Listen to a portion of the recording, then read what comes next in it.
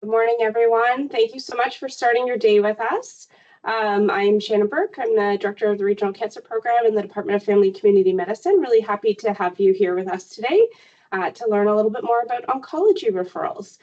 We have a fantastic panel today. I won't go into too much detail, although they're very impressive, but we want to just get right to their content. There's a lot we'd like to share with you today, so we're just going to jump right in. And get going. So first we have Lynn Falto, who's the manager of the Diagnostic Assessment Program at Lakeridge, and Julie Francis, who is one of the gynae-oncology surgeons, who will be talking to us about the DAP process.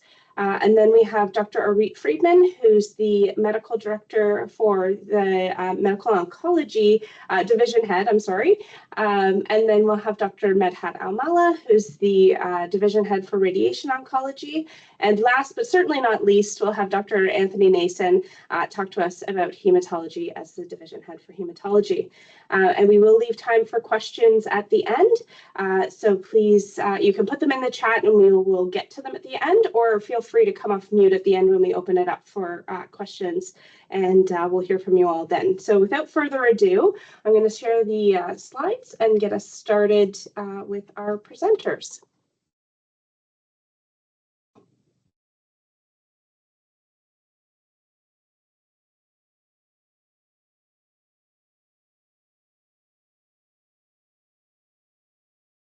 Hi, good morning. As Shannon mentioned, I'm Lynn Falto. I'm the manager of the Diagnostic Assessment Programs at Lakeridge Health. So I'm just going to give an overview of our programs and our referral process. So just some general information. We have 4 diagnostic assessment programs at Lakeridge. A breast, gynecology, prostate, and thoracic. Breast is managed by our general surgeons who have external offices to Lakeridge, and they come into our breast assessment center to run clinics. Our gynecology DAP is run by our gynecology oncologists who are experts in gynae-oncology, oncology surgery, as well as first and second line treatments, systemic treatments. And they run their clinics within the DRCC. And we have prostate DAP, which is run by our urologists who have external offices but have privileges at Lakeridge Health. They triage their referrals through the external office, and then patients are seen in the diagnostic assessment program at the cancer center for biopsy and further management. And last but not least, we have the thoracic program, which is managed by our thoracic surgeons. We have patients seen at different centers throughout the Central East, and but all surgery is done at Lakeridge. So I'll just go into just some more information about referrals. So the diagnostic assessment programs manage and coordinate care from referral to cancer suspicion and diagnosis. Diagnosis includes our staging workup, development of a treatment plan, and next steps for patients that have a positive diagnosis. Once they're referred into the DAP, we have a multidisciplinary care team, which is led by the nurse navigator, who remains that patient's main contact and support throughout their diagnostic process. So some of the advantages of our diagnostic assessment programs are a single point of contact, which again is that nurse navigator, and provides support throughout that process. They help to support streamlined scheduling, coordination of diagnostic tests and consultations, provide relevant and timely information for patients, as well as providing some educational materials to help support them at various times throughout their journey. And these are given throughout so that they are time sensitive, given at the right moment in their care. And this helps to improve the transition throughout their care with communication to the healthcare providers. Next slide, Shannon. So referrals, so as I mentioned, for our prostate DAP, the referrals are sent through the community urologist. So referrals should go to their office, they screen them for the most strongly suspicious of cancer, and then they refer into the DAP for our biopsy and next steps, which will include a referral to radiation oncology for that consult as well. Breast, we would request images, and we're looking for 5 years of images. This is to allow the radiologist to do some comparison. We would like an MRI, a mammo, ultrasound, a pathology if it's available, if you've done a biopsy. And if patients are over 40, they must have a mammo and an ultrasound report. For the lung DAP, we would require their most recent imaging, preferably a chest CT, any endo reports that if you've had those testing done, chest X-ray, a CT of the abdo and pelvis for suspected esophageal, and a biopsy if that's been completed. For the gynecology referrals, again, recent imaging, preferably a CA-125, and any pathology you may have available. Triage for the diagnostic assessment programs is done by the nurse navigators with support by the physicians if required. The nurses identify and prioritize based on all this diagnostic information. And our goal is to have referral to consult within 14 days.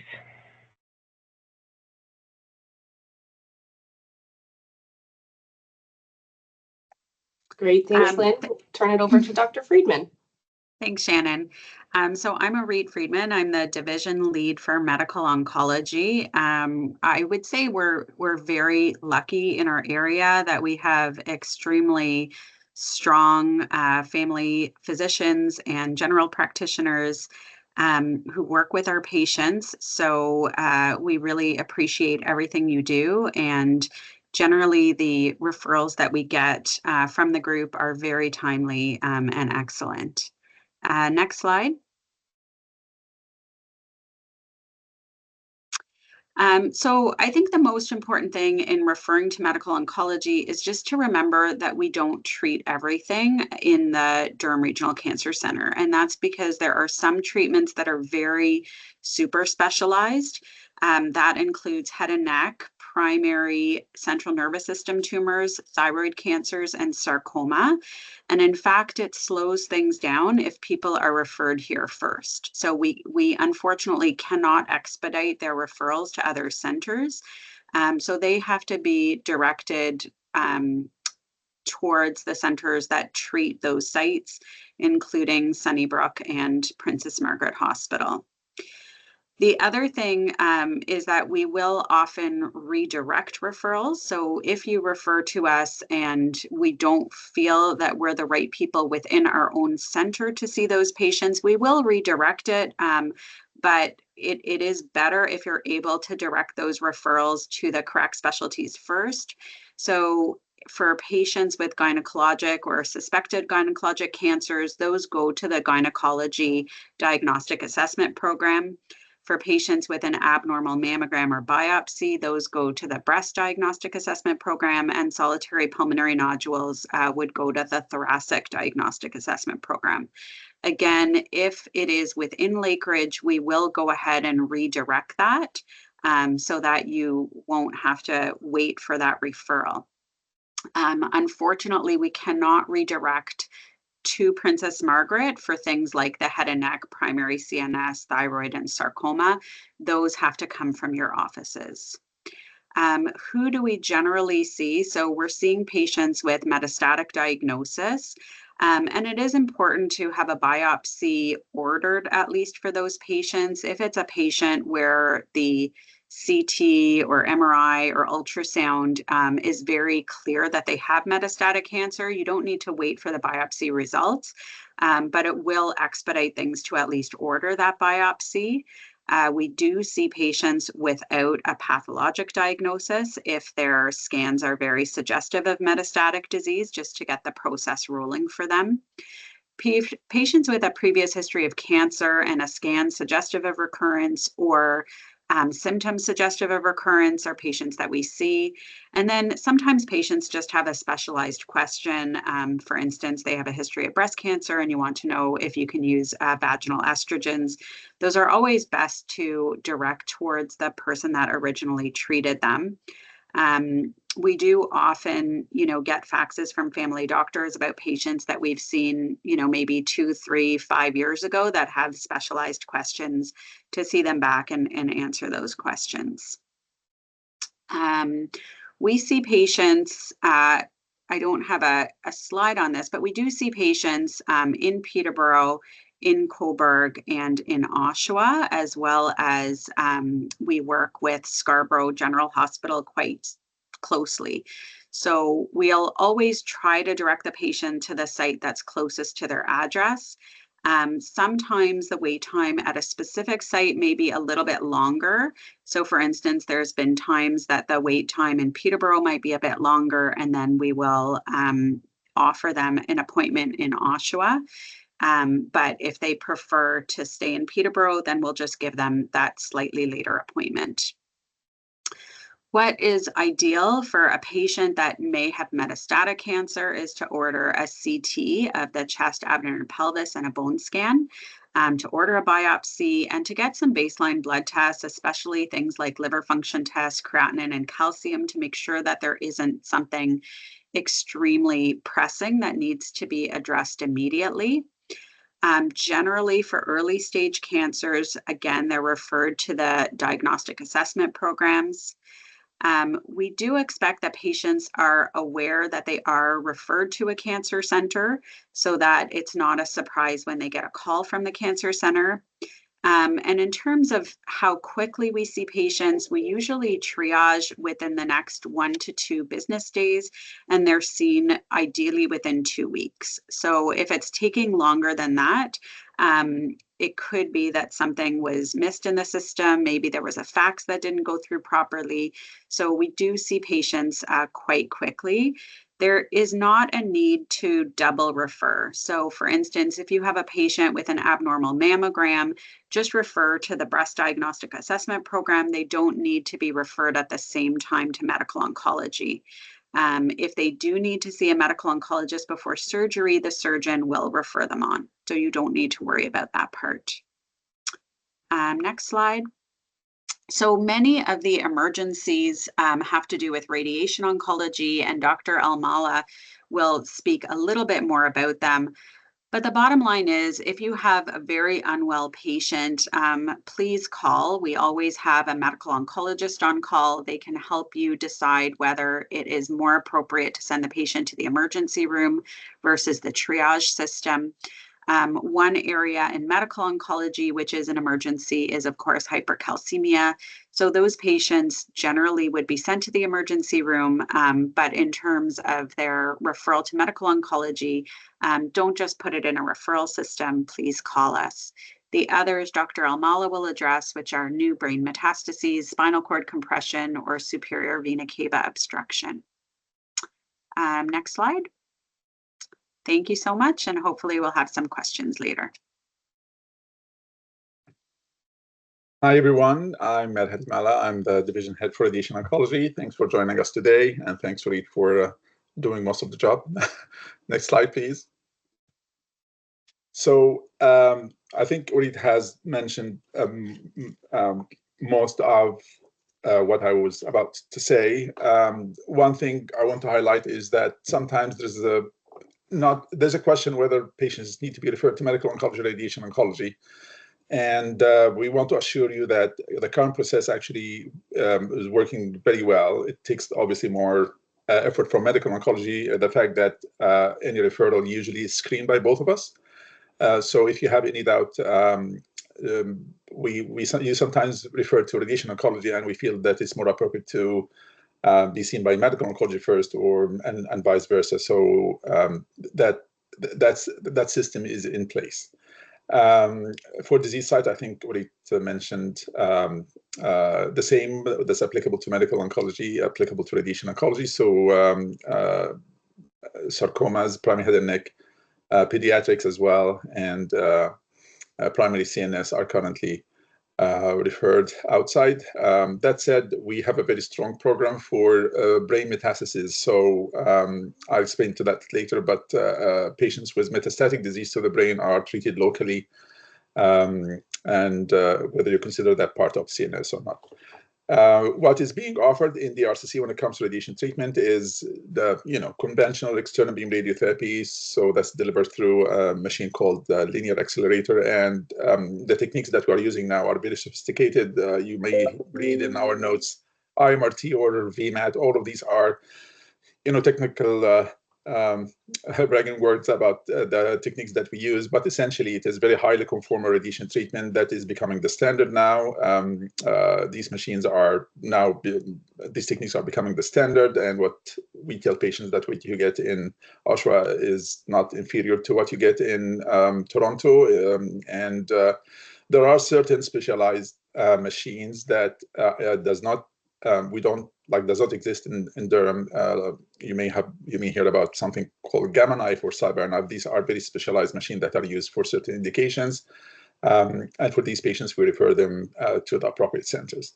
Stereotactic treatment is again another technique that you may read in our notes, and this is a very focal and high dose intense radiation treatment that's very precise. Think about it like robotic surgery. And this is being utilized, as I mentioned, for brain cancer, also for lung cancer, liver, kidney, prostate, and spine, primaries or secondaries. Brachytherapy is a big niche in our program. Actually, I think volume-wise for prostate brachytherapy, we are third in the province, and this is something that you might not know about, but we have a very strong prostate brachytherapy program that we take pride of. We have 4 radiation oncologists who do that very actively, and it is an excellent treatment for early prostate cancer, as you probably know. Brachytherapy is also a very important treatment that is used for gynecologic malignancy and occasionally for skin malignancies as well, but most of the skin malignancies are actually treated with external beam. As Orit mentioned, we have 4 regional clinics outside the RCC. The most active and the biggest is the one in Peterborough. And this is also where we have a radiation machine that primarily treats breast, prostate, and palliative patients. That's compared to 6 machines we have in here. So we are very selective about who is being treated in Peterborough. Because of capacity reasons, and so, for example, patients who have cancer that require concurrent chemoradiation, like lung cancer or GI cancers, actually, even if they live in Peterborough or in this region, they still come our way in Oshawa to be treated. And the system has been in the place from the inception, and it has been working very well. Other preferred clinics that we run at Ross Memorial Hospital. So this is covered by 2 physicians, Dr. Cole, who treats prostate, lymphoma, breast, and skin cancer, and Dr. Nicholas, who treats lung, GI, and breast cancers, and also he's an expert in stereotactic treatment. Northumberland Hills Hospital, which is covered by, again, Dr. Nicholas, and have every other week, and Dr. Edelman, who treats breast, gynecologic, and prostate cancer, and GU. Scarborough Health Network, very much as mentioned by Orit, we have very strong ties with Scarborough. Currently, I run a clinic actually every Tuesday, and what's special about this clinic is that it's very much in collaboration with Sunnybrook, who has really long-standing presence in the Scarborough region. We have very good relationship with the Sunnybrook team, and the reason for this is many patients within Pickering and Scarborough area sometimes would like to come our way rather than go downtown because of transportation issues, or they have a relative or a son or a daughter who lives in Durham region, and that's why they would like to come our way. So we can assure you that if we, at any point of time, we feel patients are better served being sent to Sunnybrook, we do that. And the referral between us is very streamlined. As Orit mentioned, obviously, it's always better to ask the patients up front, because when they are referred our way and we refer them to Sunnybrook, we lose at least 2 weeks, if not more, until they are seen. So I usually advise the surgeons, for example, when patients have surgeries, to ask the patient, where do you want to go, just to save time. There are special scenarios where that are a bit different from medical oncology, and they are very appropriately can be referred to radiation oncology. And I'm just listing some examples here. This is not exhaustive, but these are just some indications that might be very appropriately referred to us. Many patients with COPD, for example, are may have some findings in their lungs, and the respirologists are obviously very experienced in looking at scans and suspecting patients may have early stage lung cancer. So if sometimes they know from respirology that they will never make it to surgery, and these patients may very appropriately be referred to us because we have a very large stereotactic program for lung cancer, and many of these patients actually might not need a biopsy, because actually it's very high risk for somebody who has severe COPD because of pneumothorax. So and these patients actually can get a PET scan, can get full staging without diagnosis. So we see these patients. The other indication, which is localized prostate cancer, as Lynn mentioned, within Durham, we are very fortunate of running this prostate DAP clinic. That model within our region is very special for certain clinics. So I think Lynn can correct me if I'm wrong, but it is very well established in Oshawa and in Scarborough Centenary. But otherwise, prostate patients are usually managed by urologists. And it is not, because it's not uncommon that patients hear from friends and relatives that, hey, I got brachytherapy, I had prostate cancer, I got brachytherapy, it was Dr. Cole, for example, or Dr. Edelman, what about this option? So we also accept these patients if they are referred, but obviously, ideally, they should be referred by urology. Sometimes this happens, sometimes it doesn't.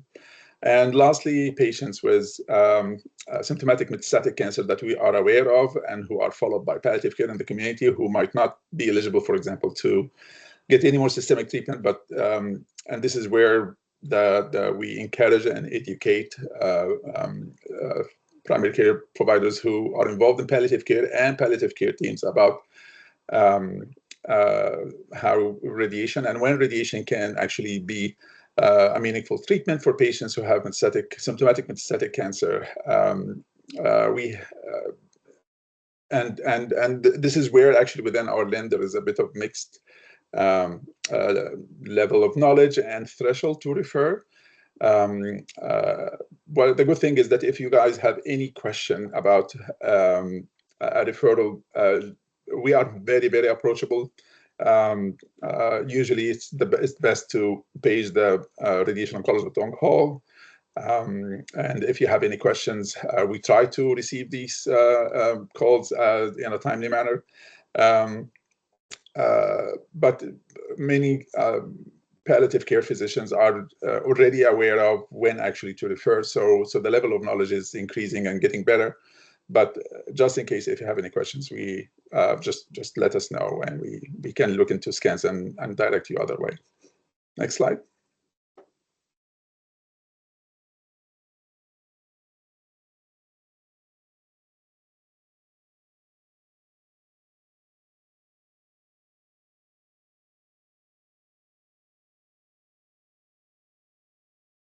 We can't hear you, Dr. Nason. Sorry.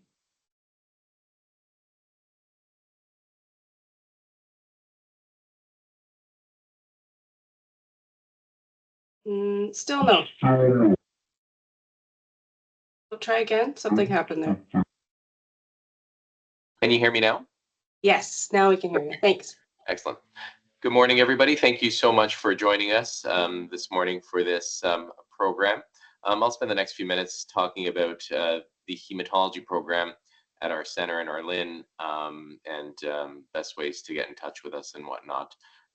So again, the next few minutes we'll talk about where hematology services are provided in Arlin, We'll talk about some of the pathologies that we see, current wait times, some indications for hematology consultation, and we'll review some of the investigations that would help us triage a patient for consultation and expedite their visit. So in our region, we have 7 hematologists listed here.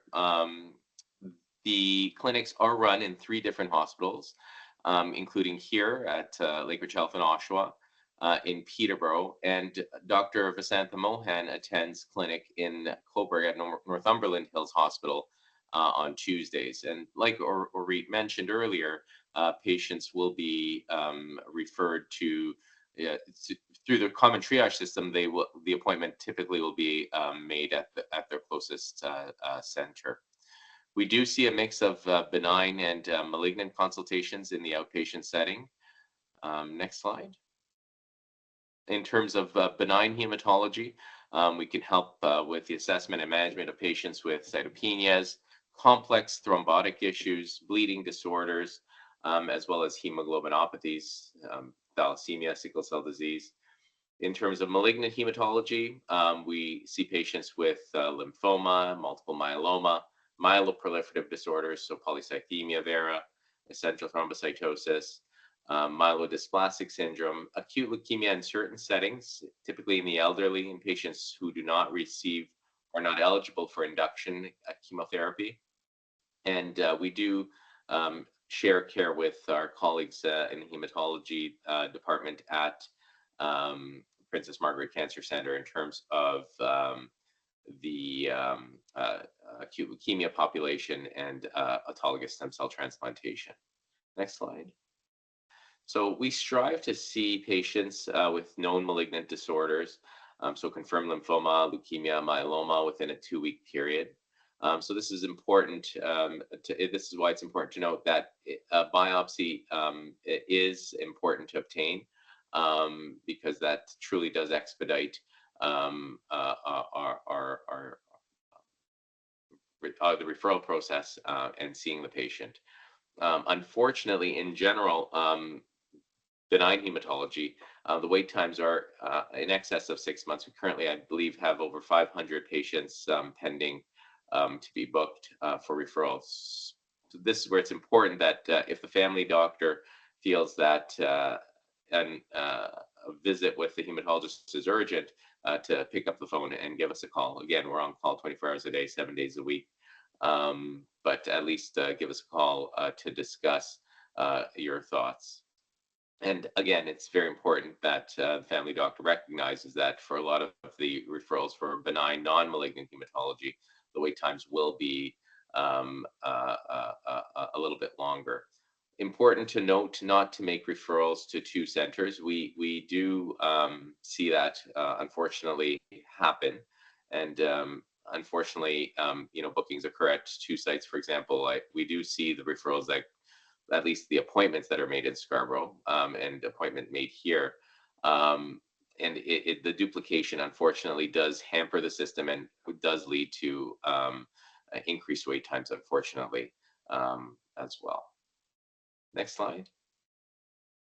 So indications for consultation where patients will likely benefit from seeing a hematologist. Again, this is not an exhaustive list, but again, we're talking about confirmed malignancy on biopsy, splenomegaly, usually greater than 13 centimeters on repeat testing in the absence of liver disease. So it's very important to recognize that a lot of hematologic findings could be secondary to other systemic illnesses. Monoclonal gammopathy, especially a non-IgG type M protein and a measurable M protein. When you do the serum protein electrophoresis, if you get an M protein or paraprotein that's measurable, that's when we should expedite the visit to the hematologist. Cytopenias with no cause identified. Again, this touches on the fact that many of the findings on a CBC could be secondary to other issues that are not in the realm of a hematologist. So we're talking about anemia. If there is no iron deficiency or inflammation, we should definitely see that patient. If the platelet count's under 100 and the patient has no active infection or liver disease, again, an indication for referral, and a neutrophil count generally under 1. In terms of elevated counts, hemoglobin of greater than 180 in a male or 170 in a female, in the absence of cardiorespiratory disease and obstructive sleep apnea. I point out the numbers here, 180 and 170, very important because a lot of the outside labs use artificially low numbers. So I believe Life Labs is using a upper limit of normal of 145 for a female and 155 for a male. Those are not considered pathologic, not by WHO criteria. So those are not referrals that we need to see. So very important to recognize the cutoffs that are actually meaningful and pathologic. Again, platelet count of greater than 500 on 2 tests. Again, many labs are using lower cutoffs, 450, 400, again, not pathologic. And this has to be in the absence of inflammation and iron deficiency. An elevated neutrophil count without active infection in a non-smoker, lymphocyte count greater than 5 on 2 individual tests, and an eosinophil count greater than 2 with no allergies. And obviously, we will also see people that have obvious bleeding with minor hemostatic challenges. For example, they go to the dentist and bleeding doesn't stop for 2 days. That should certainly be investigated in patients with abnormal coagulation or clotting factors. Next slide.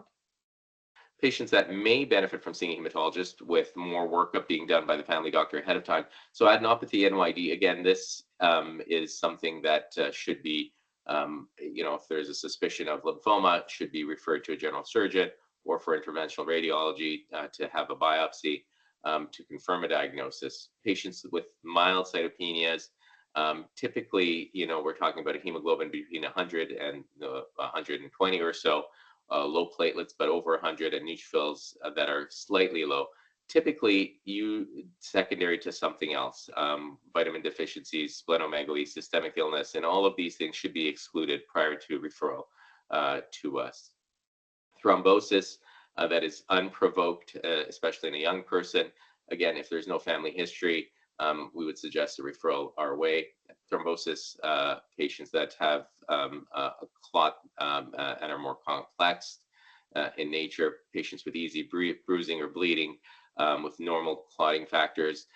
Ahead of sending the referral, I would strongly suggest using some sort of objective validated bleeding score to make sure that there is truly something to worry about here. And an elevated ferritin with an elevated iron saturation, if you can't arrange phlebotomies through CBS or whatnot, we would be happy to accommodate phlebotomies at our center. Next slide. Patients that won't benefit from a hematology consult are patients with clear iron deficiency anemia. That's not a hematology issue, it's a bleeding issue that should be managed by a gynecologist or gastroenterologist or urologist. And we cannot provide intravenous iron in the center. So we do get probably 2 or 3 referrals every day saying that the patient can't tolerate oral iron. That's not something, unfortunately, that we can help with. Patients can receive intravenous iron through the Oshawa Clinic, through Bayshore, through Innomar. Referral can be made directly to the Center for IV Iron. Patients who have a clear provoked clot, so in the setting of had surgery and the week later they develop a clot, well, there are established guidelines and there's really no role for a hematologist. There's nothing that we would do any different than any of the other than the family doctors. And patients with an elevated ferritin with a normal iron saturation, again, this is not a picture of iron overload, but patient does require further investigation to rule out liver disease, systemic inflammation. Those are things that will cause an elevated ferritin with a normal iron saturation. Now, in terms of, again, testing to be provided with the referral, I just touched upon some of the common referrals that we see. Proceeding with all of the investigations is helpful because, again, it does expedite the referral, number one. Number two, it often prevents us from having to bring the patient back a second time if all the appropriate tests have been done up front. Next slide. And thank you. So from a hematology perspective, again, we are on call, so don't be afraid to call if you have any questions. Emergencies, so acute bleeding, if you suspect acute leukemia, hypercalcemia, whatnot, I would refer straight to the emergency department closest to the patient's home. Thank you. Amazing. Thanks so much, Dr. Nason. I'll just leave up on the screen for a few minutes the contact us information. There's a hyperlink there to the referral form, but that's also found on the Lake Ridge Health website. And we can send out these slides after the session if that's helpful to anyone. And Lake Ridge Health locating, that's how you would catch your oncologist on call. The locating team has the direct line to each oncologist who is on call for the day. So that's the number to call. And then if you need to check in on a referral, it's the last number on the bottom of the screen there for the new patient referral office at the Regional Cancer Center. So that being said, we'll turn to questions from the group. I have one in the chat from Dr. Sorensen. It says, would the difficulty with hematology referral be improved with a central referral process? Can this be implemented to improve the flow of referral for primary care? I'll give that to you, Dr. Nason, if you're able. So our current system is centralized. All referrals come in through the central triage here at the Cancer Center, and we evaluate those referrals for the 7 hematologist patients. Again, are seen at the different center, again, closest to where they live typically. So in our region, that certainly is the case. Outside of our region, so what we do see, unfortunately, family doctors refer to us, they refer to Scarborough, they refer to hematologists in Toronto, and then patients, have seen somebody else, and then by the time they see us 3 or 4 months later, they said, "Oh, I already saw so-and-so," or vice versa. Unfortunately, the duplication does, kind of burden the system that way. A generalized Ontario referral system would be a great idea. Unfortunately, it's not. It's outside of our control.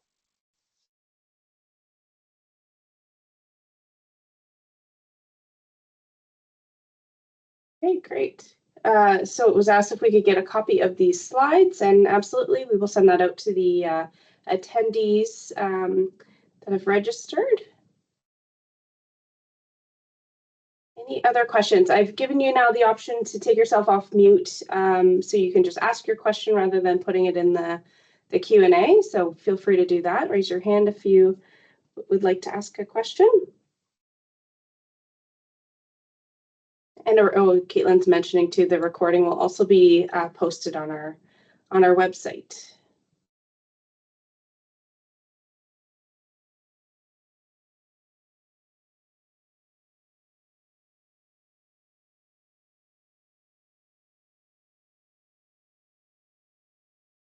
Any clinical cases or anything anyone wants advice on?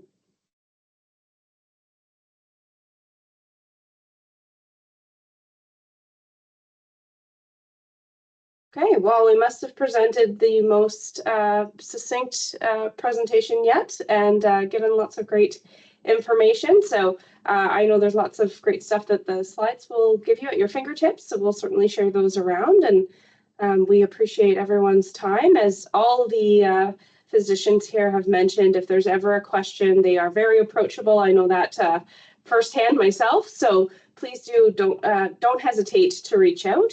In terms of one other thing I'll mention too is I know hematology is available on eConsult.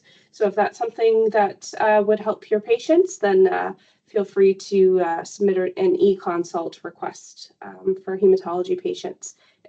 Is that true of medical oncology at all, or is it just hematology, I think? There are some centers that do some e-consult in certain areas. I would say for most medical oncology, it would probably make more sense to just refer them into the center because of how quickly we see people. And I will mention also there are many centers that don't see people outside of their catchment area. So that's something I didn't mention before. So, we do not see specialized things like sarcoma, and all of those patients would be accepted at places like Sunnybrook or Princess Margaret.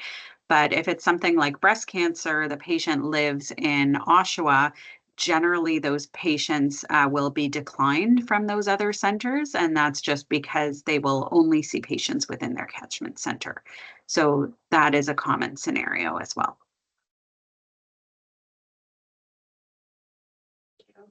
Anything else that our presenters want to share as a last thought?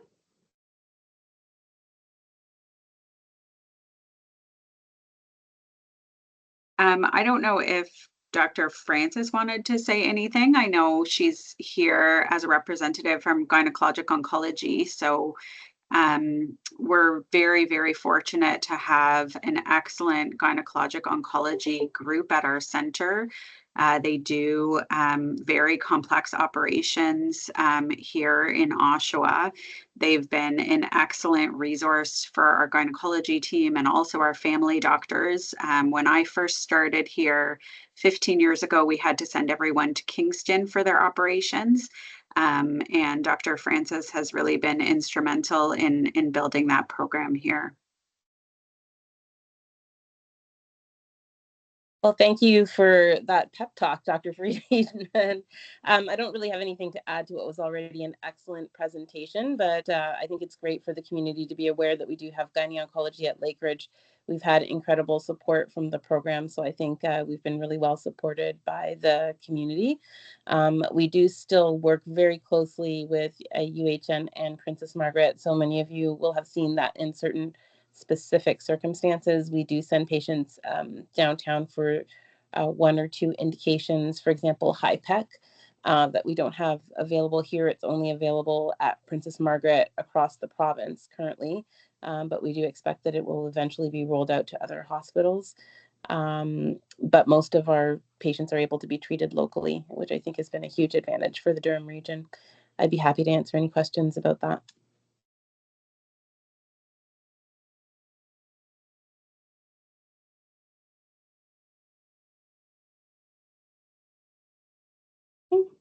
Great. Well, we're not seeing any questions, so we want to thank everyone so much for coming. Thank you sincerely to our presenters. That was excellent. I think it was really thorough, lots of great information, and done in a really succinct way. So we've been able to get people out of here in time to go start their clinics for the day. So that was really excellent. So thank you so much, everyone, and have yourself a great Thursday. Take care.